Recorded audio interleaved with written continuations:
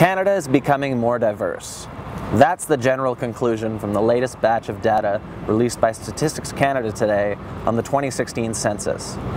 Since 1981, the proportion of Canadians that identify as visible minorities has jumped from 5% to 22% last year. A big part of that story is immigration.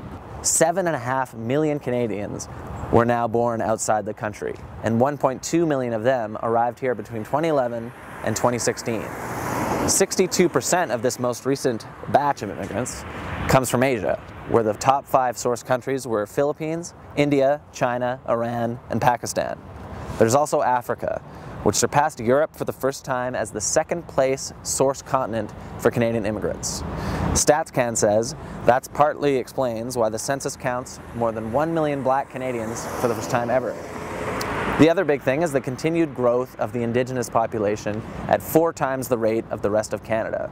First Nations, Métis, and Inuit now make up 5% of the Canadian population, up 42% from just 10 years ago, to make a total of 1.6 million Indigenous Canadians.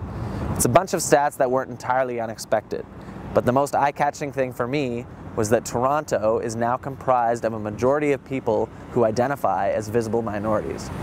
For the Toronto Star, I'm Alex Ballingall.